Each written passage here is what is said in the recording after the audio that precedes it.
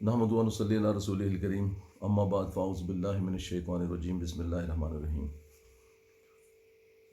اللہم صلی علی سیدنا مولانا محمد بارک وسلم وسلم علیہ رب اشرح لی صدری ویسر لی امری واحلل عقدۃ من لسانی یفقہوا قولی۔ السلام علیکم ورحمۃ اللہ وبرکاتہ۔ ناظرین کرام، آپ دیکھ رہے ہیں حجازی ویلفیئر آرگنائزیشن کا یوٹیوب چینل۔ پروگرام ہے تفہیم دین اور سلسلہ ہے قصص الانبیاء۔ آج قصص الانبیاء میں جو واقعہ آپ کے سامنے میں پیش کرنے جا رہا ہوں وہ ہے ادریس علیہ السلام کا واقعہ۔ ناظرین کرام، ادریس علیہ السلام شیش علیہ السلام کے بیٹے انوش کی نسل میں سے ہیں۔ آپ کے والد کا نام یارد اور والدہ کا نام یرکانہ تھا۔ آپ کے ایک بیٹے کا نام متشالک تھا۔ آپ کا اصل نام اخنو اور لقب ادریس تھا۔ ادریس لقب اس لیے ادریس علیہ السلام کا لقب ادریس پڑا کہ آپ درس و تدریس کے ماہر تھے اور ہر وقت اللہ تبارک تعالیٰ کی وحدانیت کا اور اس کے عبادت کا اور اللہ تبارک تعالیٰ کی طرف رغبت کا درس دیتے رہتے تھے اور اپنی قوم کو اللہ تبارک تعالیٰ کی طرف بلاتے تھے۔ آپ کی پیدائش عراق کے شہر بابل میں ہوئی اور سب سے پہلے نبی ادریس علیہ السلام جنہوں نے قلم کا استعمال کیا، قلم کے ذریعے سے علم پھیلایا، لکھنے پڑھنے اور درس دینے میں ہر وقت اپنا وقت صرف کرتے تھے اور درس دینے میں ماہر تھے۔ واعظ و نصیحت، درس و تدریس آپ کا سب سے فیورٹ اور پسندیدہ کام تھا۔ بہت سنجیدہ شخصیت، باوقار، لیکن غصے کے ذرا تیز تھے۔ شیش علیہ السلام کے بعد شیش علیہ السلام کی وفات کے بعد جو دور دوبارہ اسی طرح بت پرستی، شراب نوشی، دنگا فساد کے اندر برپا ہونا شروع ہو گیا ماحول، اور اللہ تبارک تعالیٰ نے پھر چونکہ وہ قابیل کی اولاد بھی ساتھ ساتھ پروان چڑھ رہی تھی، تو اللہ تبارک تعالیٰ نے ادریس علیہ السلام کو نبی بنا کر بھیجا۔ نبی بھی تھے، رسول بھی تھے۔ نبی ادریس علیہ السلام پر کل 30 صحیفے نازل ہوئے، اور جب آپ نے تبلیغ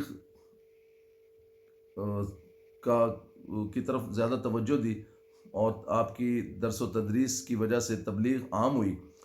تو بہت کم لوگ جو تھے وہ آپ کو تسلیم کرنے والے، ماننے والے، ایمان لانے والے تھے۔ زیادہ تر لوگ آپ کے مخالف اور دشمن ہو گئے۔ لہٰذا جب آپ کی برداشت سے باہر ہوا تو چند لوگ جو آپ کے پیروکار تھے، ماننے والے تھے، آپ نے ان سمیت ارادہ کیا کہ عراق کا شہر جو بابل ہے، جہاں پہ آپ کی رہائش تھی، جہاں پہ آپ نے سکونت اختیار کی ہوئی تھی، آپ نے اپنے پیروکاروں کو کنونس کیا اور ان کو آپ نے منایا کہ یہاں سے ہم سب ہجرت کر جائیں۔ شروع میں تو آپ کے جو پیروکار تھے وہ انہوں نے اتنی آسانی سے آمادگی کا اظہار نہیں کیا، لیکن پھر چند پیروکار آپ کے ساتھ آمادہ ہو گئے ہجرت کرنے پر۔ لہٰذا آپ اپنے ماننے والوں کو لے کر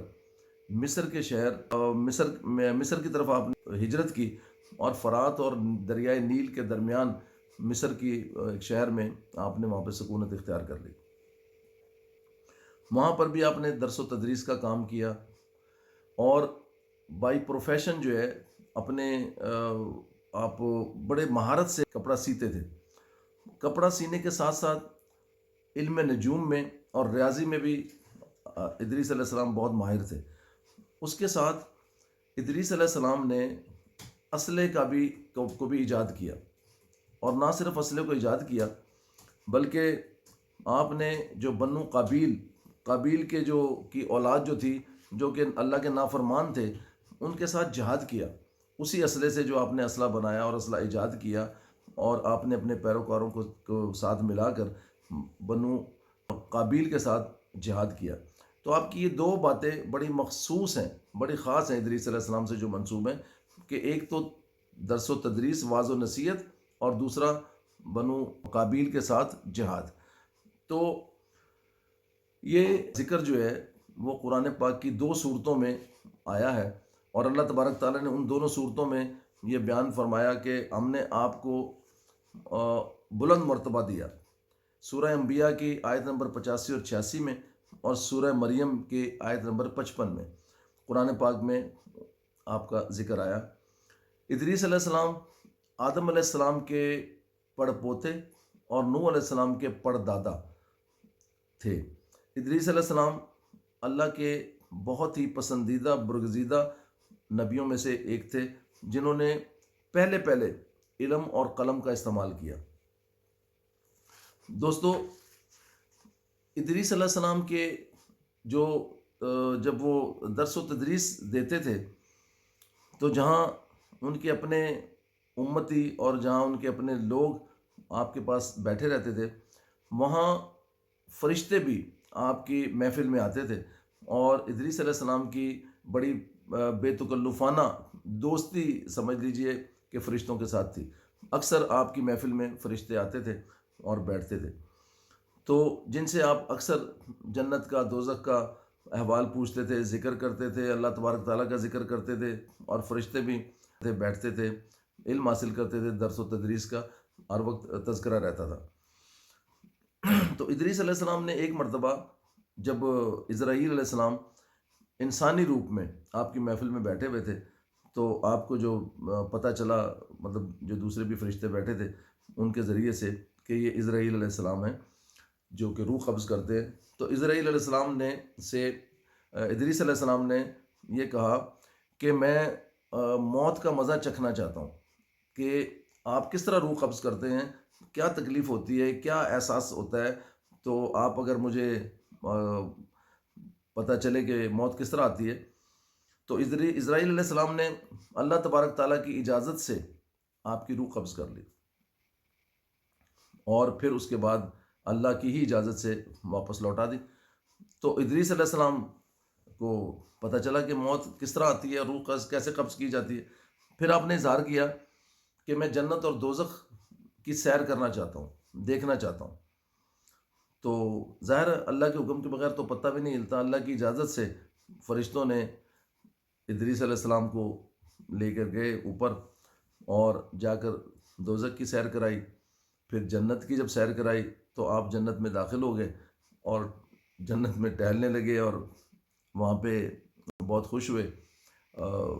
جو جنت کی سیر کی۔ تو جب فرشتے نے کہا کہ ادریس علیہ السلام سے کہ آئیں واپس چلیں، تو آپ نے کہا کہ اللہ تبارک تعالیٰ کے قانون کے مطابق کہ ہر سانس نے، ہر انسان نے، ہر جاندار نے موت کا مزہ چکھنا ہے، تو لہٰذا میں نے موت کا مزہ چکھ لیا، اور اس کے بعد ظاہر موت کے بعد جنت میں داخل ہونا ہے، تو میں جنت میں آ گیا، تو اب میں یہاں سے واپس نہیں جانا چاہتا۔ ظاہر اللہ تبارک تعالیٰ نے پھر فیصلہ کیا کہ ٹھیک ہے، آپ کو چوتھے آسمان پر، اللہ تبارک تعالیٰ نے ادریس علیہ السلام کو کہا کہ جی آپ یہاں پہ چوتھے آسمان پر رہیں۔ اس کے نبی کریم صلی اللہ علیہ وسلم جب معراج پر تشریف لے گئے،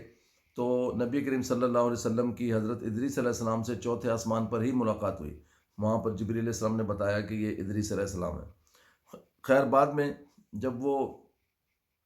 اللہ تبارک تعالیٰ کے حکم سے جب آپ کی مدت پوری ہوئی زندگی کی، تو پھر ادریس علیہ السلام کی روح اسرائیل علیہ السلام نے چوتھے آسمان پر ہی روح قبض کر لی۔ اب دوستو تھوڑا سا یہاں پہ فرق عیسیٰ علیہ السلام اور ادریس علیہ السلام میں واضح کرنا چاہتا ہوں۔ دونوں کو آسمان پر اٹھایا گیا،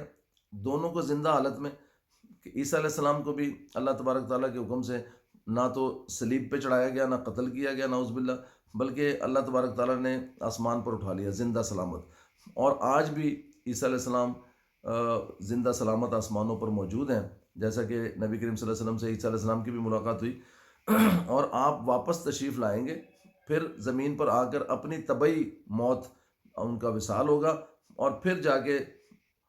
جو کہ اللہ کا قانون ہے اس کے حساب سے پھر وہ تدفین ہوگی اور ان کی روح قبض ہوگی۔ لیکن ادریس علیہ السلام کو بھی اسی طریقے سے زندہ سلامت اوپر گئے اور چوتھے آسمان پر رہے، لیکن عیسیٰ علیہ السلام ابھی بھی حیات ہیں اور ادریس علیہ السلام کا وصال ہو چکا ہے، دونوں میں صرف اتنا سا فرق ہے، ورنہ قرآن پاک میں اللہ تبارک تعالیٰ نے کہا کہ ہم نے آپ کو بلند مقام دیا، اور جیسے کہ میں نے ابھی عرض کیا کہ سورہ مریم میں بھی اور سورہ انبیاء میں بھی ادریس علیہ السلام کا ذکر ہے۔ تو ادریس علیہ السلام کے بارے میں جو آج ہم نے یہ آپ کے سامنے بیان کیا، اللہ تبارک تعالیٰ نے انہیں بہت نعمتوں سے نوازا، بڑے علم سے نوازا اور بڑی پروقار شخصیت دی، اور سب سے پہلے قلم اور علم کا استعمال اور کپڑے کا سینہ اور اسلحے کی ایجاد، ریاضی میں ماہر، علم نجوم میں ماہر، اللہ تبارک تعالیٰ نے ان تمام